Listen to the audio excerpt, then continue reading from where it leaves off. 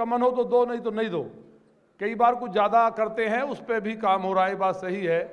मैं गाजियाबाद लौनी से विधायक हूँ, नंदकिशोर मेरा नाम है। मैं भी इंजीनियरिंग की थी, लॉ भी किया है, स्टूडेंट यूनियन का प्रेसिडेंट भी रहा हूँ, छात्र संघ का अध्यक्ष रहा हूँ, और लगातार हिंदुत्व के लिए मेरे यहाँ तो 6 लाख आबादी उस समुदाय की है, मुस्लिम समाज की वो आबादी जो कट्टर है। और जिला गाजियाबाद जैसी मूवी जो अपराधियों के ऊपर बनी, वो लौनी के ऊपर ही बनी थी, तो वहाँ आज बहुत बढ़िया माहौल है।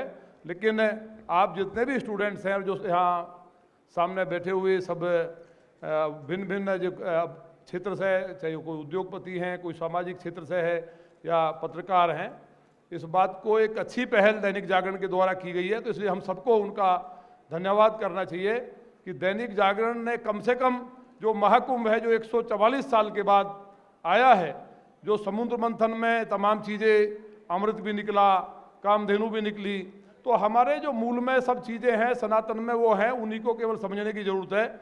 और अक्षित जी ने उन चीज़ों को थोड़ा सा रिचार्ज केवल याद दिलवाने के लिए आपको कहा है। बाकी तो हिंदुत्व के लिए मैं उनके विचार से, मुझे पहली बार उनको मैंने देखा है, उन्होंने कुछ चीज़ें बहुत अच्छी तरह से आपको समझाने की कोशिश की है।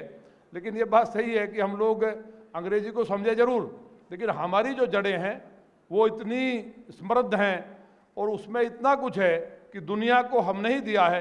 दुनिया में जब कुछ नहीं था तब हिंदू, अभी एक बच्चा हिंदू के लिए, अभी त्यागी ने कहा, हमारे बच्चे ने मुजफ्फरनगर से, तो हिंदू ऐसा नहीं है कि सिंध नदी के कारण से हिंदू हो गया है, ये वेद में भी है और सनातन है, प्राचीन है, तो उस पर हमें गर्व करना चाहिए।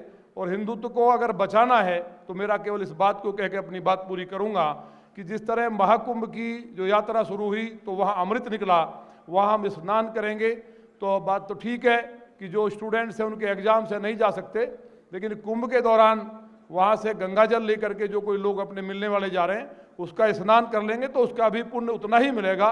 ये कुंभ भी अद्भुत है, जिस तरह से हमने अपनी आंखों के सामने भगवान श्री राम का भव्य और दिव्य मंदिर बनता हुआ देखा, और ये अपने आप में दिव्य अनुभूति थी कि हम और आप ऐसी जनरेशन है कि भगवान रामलला को अपने महल में विराजमान होते हुए देखा। उसी तरह से हम भी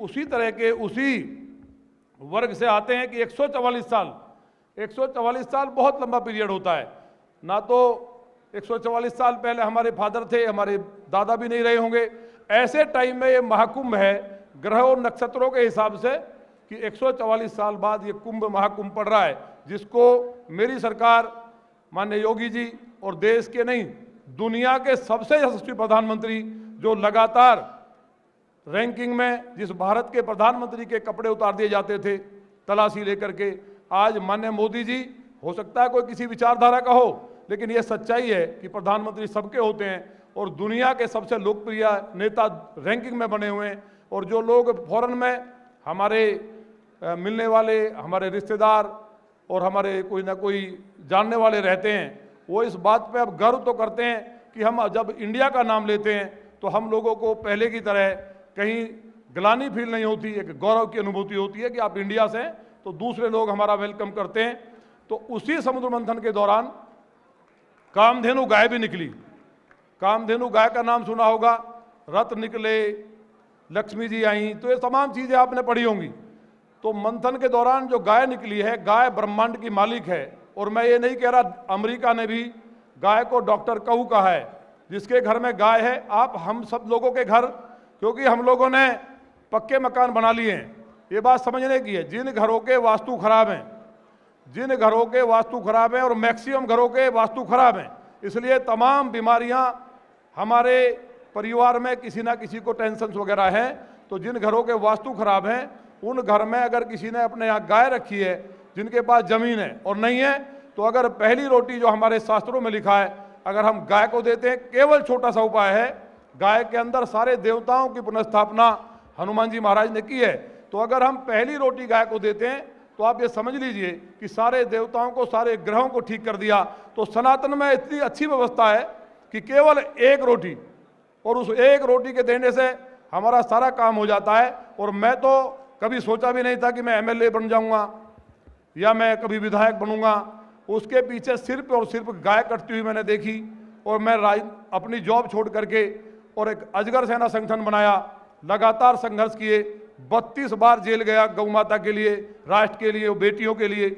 और उसके बाद कभी सोचा नहीं था कि हम लोग विधायक होंगे, क्योंकि मैं अजगर सेना बना करके, देखिए वीर शिवाजी और महाराणा प्रताप वो मांसाहारी नहीं थे, इसलिए इस बात की पीड़ा को मत समझिए। उनका कहना यह था, कुछ बच्चे जो नई जनरेशन है उनको लगा, क्योंकि देखिए ये बात सही है, एक दुनिया शाकाहार की तरफ बढ़ी है। आज यूरोप के तमाम ईसाई मथुरा में, वृंदावन में, काशी जी में, वो तमाम तीर्थों पर, ऋषिकेश में राधे राधे करते हुए घूमते हैं, या शंकर जी के भक्त हैं। तो हमारी कल्चर को एडॉप्ट कर रहे हैं। हमारी कल्चर उनको इतना स्मर्द लग रही है, जब दुनिया छोटी हुई है, तमाम संचार के साधन बने हैं, तो वो एडॉप्ट कर रहे हैं। लेकिन ये परेशान होने की बात नहीं है। मांसाहार के मैं बहुत विरुद्ध हूँ, और इसके लिए मैं हमेशा सख्ती के साथ, जो बच्चे फेसबुक पे, यूट्यूब पे होंगे, वो देखते होंगे कि हम लोग लगातार मांस की दुकान ना हो। 6 लाख की आबादी मेरे यहाँ है, पॉसिबल नहीं है, लेकिन मैं जिधर से निकलता हूँ मांस की दुकान, होटलें बंद हो जाते हैं। और मैक्सिमम हम कोशिश करते हैं कि ना चले। शाकाहार अपने आप में सबसे श्रेष्ठ है। और दुनिया में युधिष्ठिर महाराज ने यक्ष को बताया कि गाय का दूध और घी अमृत है, और गाय के मक्खन में इतनी ताकत है कि भगवान श्री कृष्ण जी थोड़ी सी उम्र में, 11 साल की उम्र में, कंस जैसे ताकतवर एक राक्षस को पटक सकते हैं। तो मक्खन की ताकत है। इसलिए हमारा जो नेचुरल चीज़ें हैं शाकाहार है। लेकिन उनका अर्थ ये था कि हमको अगर जरूरत पड़े, ये नहीं था कि बलि दो। उनका मतलब था कि हम ये ना हो कि सामने से अगर दुश्मन किसी बेटी को छेड़ता है, बहुत बड़ी कई ऐसी बातें कही, रियली इंस्पायरिंग थी और मुझे बहुत अच्छा लगा।